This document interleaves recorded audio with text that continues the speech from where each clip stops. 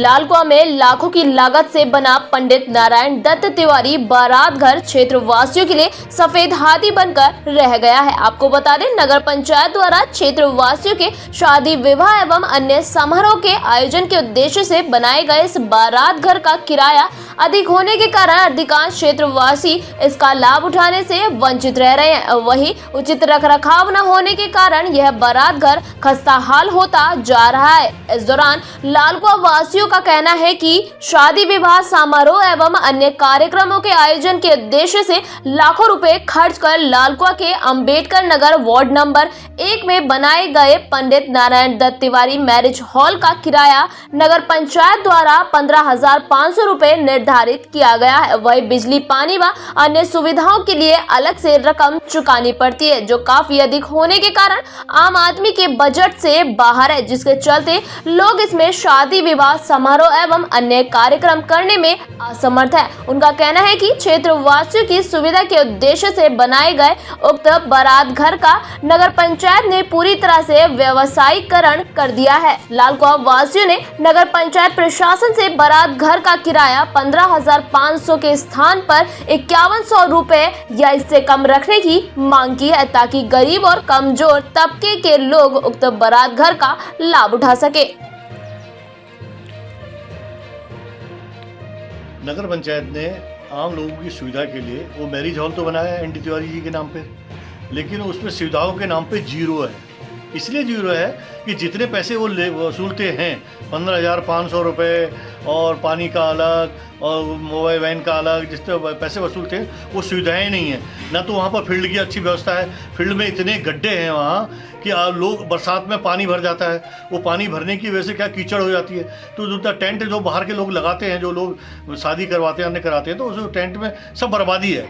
तो इसलिए नगर पंचायत को जनता की सुविधा के लिए अगर वो बनाया है तो जनता की सुविधा को ध्यान में रखते हुए एक तो उसका पैसा कम करना चाहिए, क्योंकि यहाँ गरीब जनता रहती है।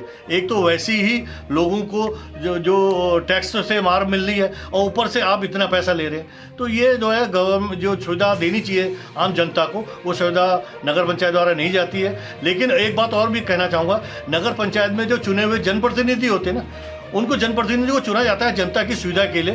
टैक्स लेने के लिए तो सरकार काफ़ी है, आप जनता की सुविधा के लिए जो चुने हुए प्रतिनिधि हैं वो जनता की सुविधा के बारे में सोचें ना, लेकिन जनता की सुविधा के बारे में वो भी नहीं सुनते हैं, वो भी नहीं जानते हैं। ना म्यूनिसिपैलिटी एक्ट 1916 की धाराओं के विवरण के बारे में जानते हैं। जैसा उनको बताया जाता है, जैसा उनको घुमाया जाता है, वो लोग वैसे ही घूमते चले जाते हैं। इसलिए जो चुने हुए प्रतिनिधि अब आने वाले समय में वहाँ जाएँ, वो जानने वाले जाएँ और जिनको जानकारी हो, जिससे जनता को अधिक से अधिक सुविधाएँ, चाहे वो आपने टैक्स के बारे में, जो हाउस टैक्स था, हाउस टैक्स में इन्होंने आपके जो है प्रॉपर्टी कर के बारे में कह रहे हैं, तो प्रॉपर्टी कर तो किसी तरह से रुका हुआ है 2-3 महीने तक, लेकिन चुनाव में जो लोग आएंगे वो प्रॉपर्टी कर लगेगा। लेकिन प्रॉपर्टी कर में लगाने के लिए भी मैं कहता हूँ कि जो चुने हुए लालकुआं शहर में एनडी तिवारी बैंक्वेट हॉल बना रखा, जो इसमें बारातों के लिए बनाया गया, लेकिन लालकुआं शहर में अधिकतर लोग निचले तबके के लोग रहते हैं, लेकिन इतना महंगी जो फीस कर रखी है बारात घर की, उसको लेकर